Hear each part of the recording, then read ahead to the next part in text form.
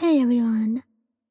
Today, I'll be reading Todoroki Reader by Beneath the Shady Tree on Tumblr. So let's get into it. Why are you shivering?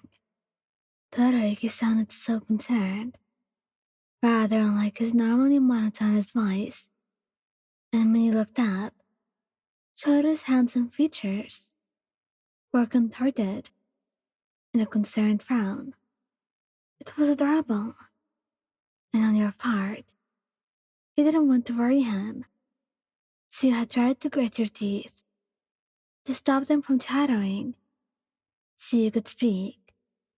It's practically freezing, and we're using a single blanket. How are you even able to function? You ask, pressing your index finger against his palm and finding that he was perfectly fine. Unlike your ice cold skin, he blinked owlishly for a couple of seconds before saying, matter of factly, well, of course. I regulate my temperature all year long. In winter, I use my left side to keep my body warm. And you gaped at him, suddenly sitting upright, as you had just remembered that a squirt was devilishly useful. And the only reason I had slipped your notice was because you had spent the entire evening with you, cuddled into his right, significantly cooler side. I totally forgot about that. Face palming yourself, you chuckled as you beat yourself up for quite literally forgetting the most fundamental thing to know about your boyfriend. Move over then. He scooted a bed, opening his arms wide so you could curl onto his left side, and as you curled up against him, he instantly let out a sigh of relief. The feeling resembled that of sitting right in front of the fireplace when it snowed then, only 1,000 times better, since he was actively warming up every inch of your body with his large hand, gently caressing your skin. Half of the tingly feeling came from the fact that they emanated from his core, while the remaining half came from the rising emotions that his gentle touch on you. Want me to go warmer? He asked, pretty dramatic eyes peering down at you inquisitively, probably not noticing how his thumb was currently wrapping small circles on your hip that had you feeling drowsier with every passing second.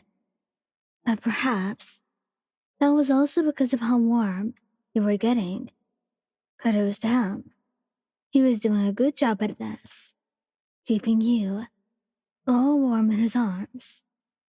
In a way, the fluttering in my heart was all thanks to the manner in which he didn't realize that he had slowly but surely came to accept the sight of his growth bestowed upon him by none other than his father. After all, these years of hating that part of him, he was finally starting to accept that, the way it seemed to you, especially during moments like these. He had even grown quite fond of his ability. If anything, he found that it was perfect, the perfect way to express his affections, in a subtle, yet honest way, a way that you loved. He had been touch-starved, yes, but over time, the idea of showing his affections and how he felt using his hands and body gradually continued to grow more appealing until it finally became his primary love language. Seeing that growth only made him seem all the more endearing to you, knowing just how much of a long journey it had been before he could reach this point of close intimacy all while using a squirt, shaking your head, and stopping the train of thought as well. You hummed happily, smiling, as you rested your head against his sturdy chest.